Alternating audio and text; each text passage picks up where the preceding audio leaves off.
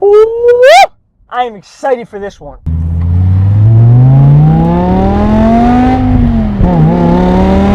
I'm not gonna lie, you have to have a nice set swinging in between your legs to own this car. Every time you get into it, every minute you own it, you get stomach aches. I'm not gonna lie. Alright, that's scary. That's scary. That's scary fast. This is built for a different animal. You have to have deep pockets and a lot of courage. Maybe there's a scientific link between those two attributes. Probably is if I had to guess. You are now tuning into the E60 BMW M5. It's the M car that people are scared to title in their own name. The M car notorious for mortgage-like repair bills. But it's also the M car legendary enough to blow the hearing right out of your auditory meatus. I don't even know if meatus is pronounced that way. I just looked up medical terms for ear canals on Google. Introduced in 2005 for the 2006 model year and produced up until 2010. The E60 is the fourth generation M5 in the BMW M5 lineage. The E60 is what replaced the legendary E39 BMW M5, a car that I actually just recently reviewed, and I'm happy to report back sold shortly after my 20-minute long rant, which I knew it would. That car was exceptional. That car was a pretty big deal. It had an absolutely monstrous V8 engine. It was praised by automotive journalists globally, and it performed like a solo exotic dancer off Broadway. This M5 makes that M5 seem like a regular day in the office. You see, when BMW was developing the engine to go inside this M5, they did so in the same exact factory that they were also developing the race engine to go inside their F1 car. And so here's what I think happened. I think the M Performance engineers and the F1 race engineers shared one too many break room coffees together. You know how workplace banter goes. Yeah, it was my son's first birthday last weekend. The clown threw up on my sister-in-law. By the way, we're doing a V10 engine. What? Am I saying that BMW took an F1 engine and slammed it in this four-door car with extra room for your friends in the back? No. Does the apple fall far from the tree though? Absolutely not. Take a listen.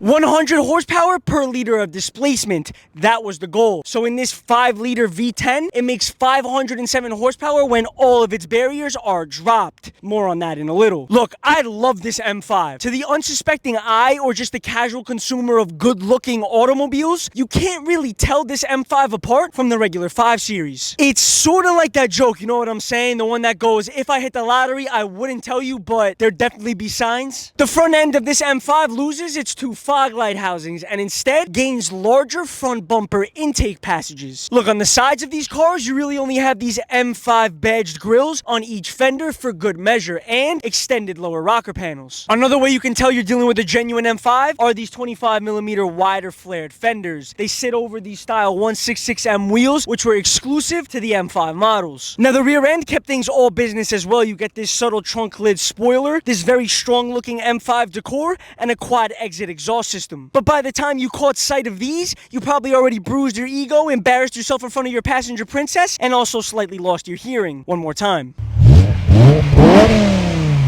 Now, before we travel inside to check out the interior, let me tell you a little bit about this specific M5. You may have noticed this absolutely stunning carbon fiber intake plenum. That's not factory to these M5s. That is actually a piece that's manufactured by Venturi. Looks great though, doesn't it? Obviously, this car is painted in an absolutely ridiculous looking bluish purple tone. That would be BMW's paint code A30. Code A30 denotes Interlagos Blue. Interlagos is actually a Formula 1 race circuit located in Sao Paulo, Brazil. Interlagos Blue was actually a special color option on these cars, which means that in comparison to your average M5, this one is already slightly rarer just based off its color alone. But hopefully by the time this video is over, you'll have a good idea as to why this M5 specifically is so damn rare. I'm not even sure that BMW's museum could get their hands on an example like this one. Here we are, the interior of the E60 BMW M5. Ooh, this car had a heavy ticket back in 2007, and here's how you can tell. These cars had optional full leather, they had optional ventilated leather, and then they had optional extended ventilated premium leather, which is what we're working with in this car. Obviously, spec'd in this silver gray, which looks phenomenal with that Interlagos blue exterior paint, the leather extends onto the door cards, the lower and upper dash, and comes with a full Alcantara premium headliner. Now, typically, the interiors in these cars do wear out pretty significantly. However, in a mint condition example like this with less than 31,000 original miles, it's not hard to believe how the interior still looks this good almost 20 years later. Look, being a 5 Series at its core, the M5 is fairly premium with adjustments. It's got bolstering that gets more aggressive when you want it to, and even the headrests bend and flex like a professional yoga instructor. Thankfully, this M5 has the aluminum trim. You see, many of the E60 M5s came with this walnut wood trim that just doesn't fit the build when you're talking about a nasty sounding 500 horsepower V10 freight train, in my opinion. Alright, now let's address the elephant in the room, shall we? This E60 BMW M5 is so rare because it was optioned with a factory 6-speed manual transmission. Of the roughly 20,000 or so E60 BMW M5s produced over a half-decade long run, less than 1,400 of them came with this 6-speed manual and that third pedal. And although this would never happen today, the manual cars were only made for the North American market and no one else. The Germans didn't even give themselves an E60 M5 with a manual transmission. They all came with the SMG or the semi-manual gearbox that BMW rolled out as an auto manual performance alternative. Like many other areas of the E60 M5, the SMG was also a point of mechanical failure, and an expensive one, which means that these manuals are slightly more reliable. Now, being a manual transmission car, it has a different layout in terms of the center tunnel. The SMG has a ton of buttons over here, whereas in here, it's literally just your shifter and a button labeled EDC. Everything else has been moved underneath the iDrive system. EDC actually is pretty important. In practice, it controls the electronic dampering system, but also in history, as I do believe that this was the first BMW M car to have that functionality. I'm not going to sit here and walk through the iDrive system. It was tired and dated when it came out. Everybody uses their phones today for navigation or music anyway. On the chunky M Sport steering wheel, you'll find this button with the letter M and a circle around it. Press that. This button turns on M mode. Remember when I said that this car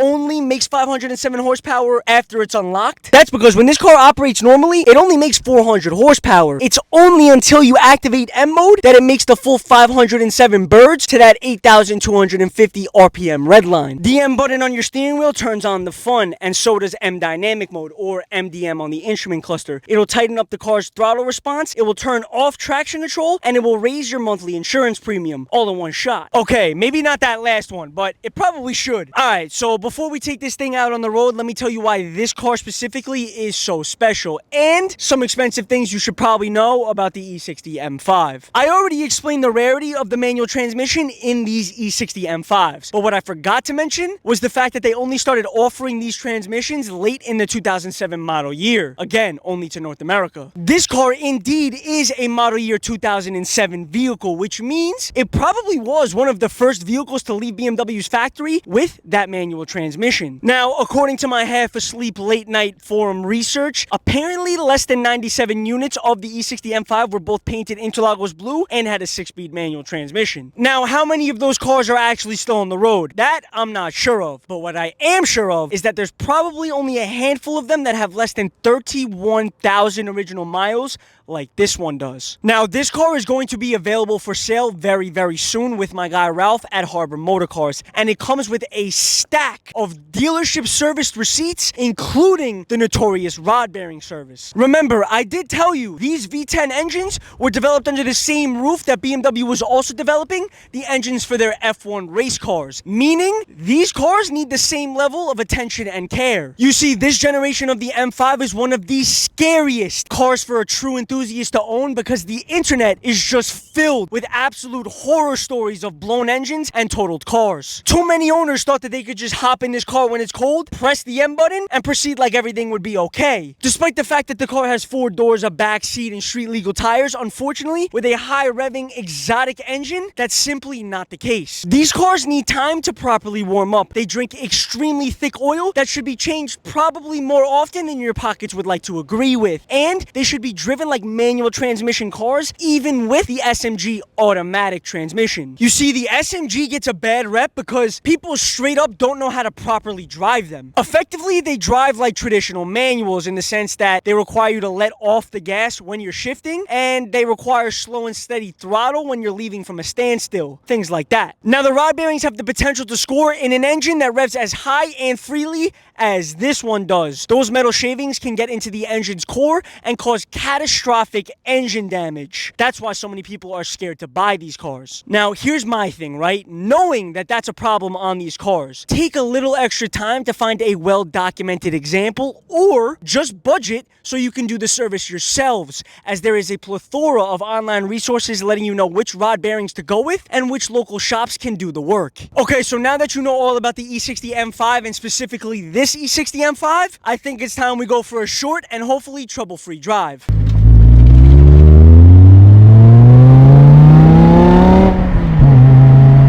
Downshifts. Easy downshifts.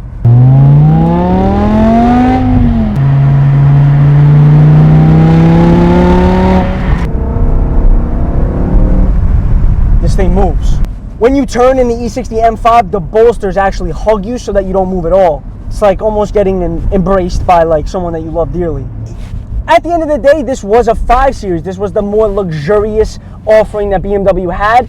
Obviously outside the 7 Series, but it does everything right. It's a sports car when you want it to be. It sounds like a supercar also when you want it to be.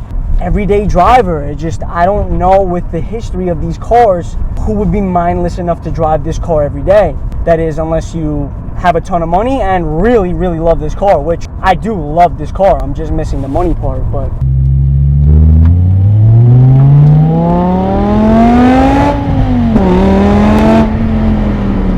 This thing moves. I'm gonna put MDM back on just because, you know. Oh man, one of the cleanest M5s I've ever seen in my life.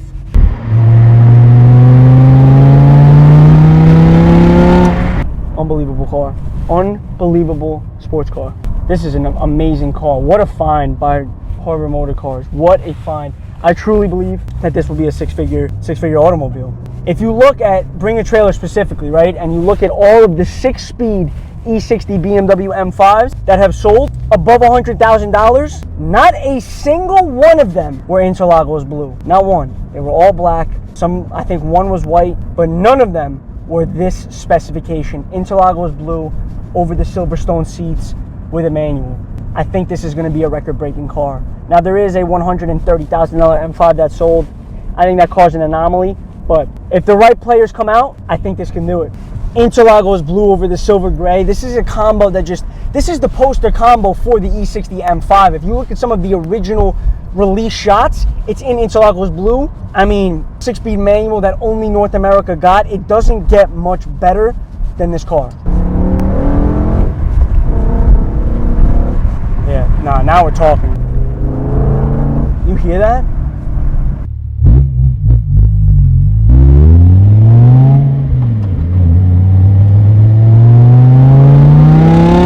In case I wasn't clear, we are keeping this ride short and sweet. My bank account does not cover the expenses that could potentially occur inside of this vehicle today. It is what it is. But I'm happy I drove it. This car it's butter. I'm gonna be honest, I want to drive an SMG. As much as I love the manual transmission, and this may be controversial, I wonder if the SMG suits this car better.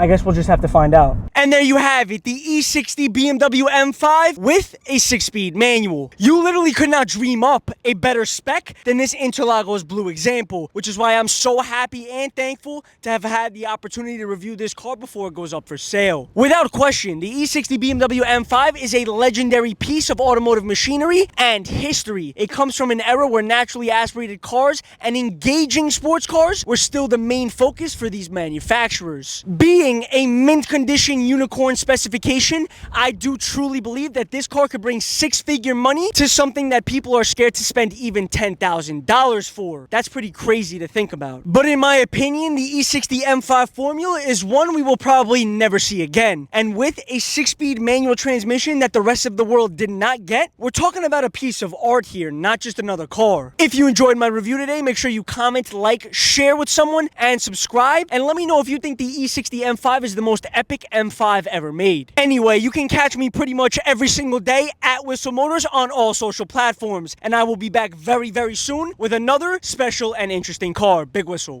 This guy's getting a shape up in the parking lot right now. You can't make this up. I wish you could see that. He's getting shaped up in the parking lot.